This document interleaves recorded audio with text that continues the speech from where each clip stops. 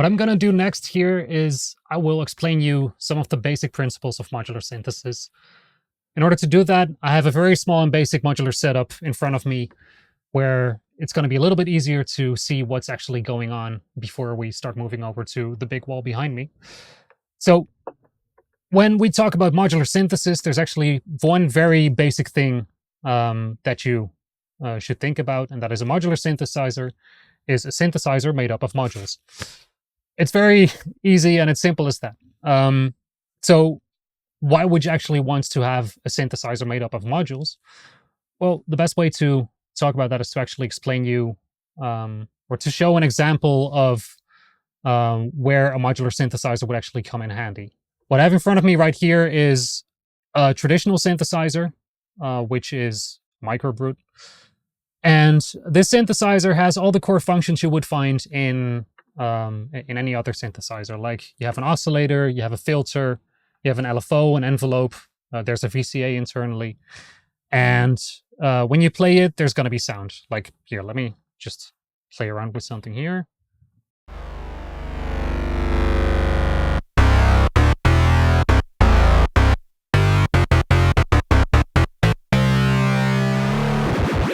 It's all very nice and funny.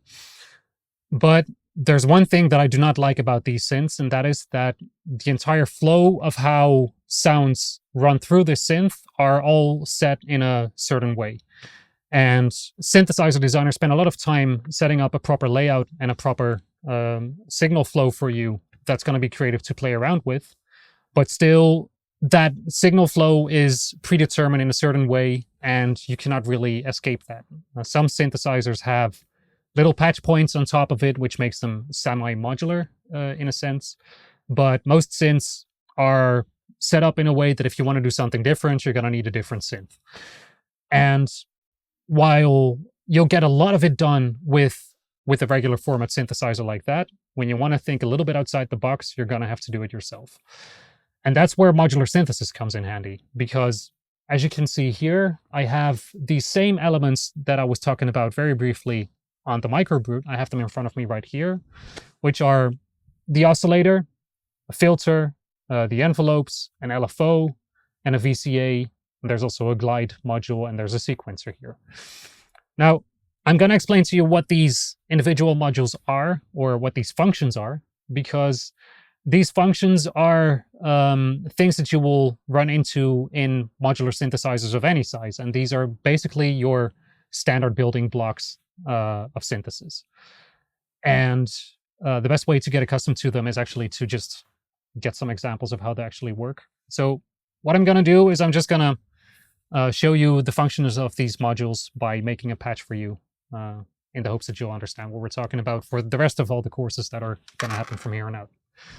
So let's start off with just a regular oscillator. You can take any oscillator you want, as long as they're just single core oscillators. They'll probably have the same functions as this one. So what an oscillator does is, to put it very simply, oscillate. And basically what we mean with that is sound travels at a certain speed in certain cycles. And the faster those cycles go, the higher the frequency. Like when we're talking about 100 hertz, we're talking about 100 cycles every second. And when we're talking about, for example, 10,000 hertz, we're talking about 10,000 cycles per second. And the faster it goes, the higher the sound. So if we take a sound, for example, a sine wave over here. There we go.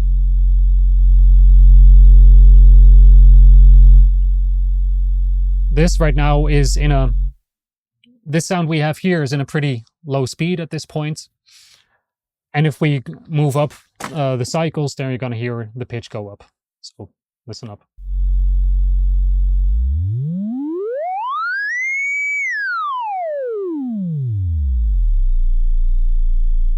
And this can go on all the way into below audio rates. Right now, it's going at LFO speed, and an LFO is a low-frequency oscillator, which usually is something that you don't hear, but is still useful to you because lower speeds are still useful as control voltages, or otherwise called CV. We'll talk about that later, but first off, on an oscillator, aside from moving in pitch, we also get to pick our waveforms. Like we have the sine wave, which is this one. We have a triangle wave, which has a little bit more harmonics.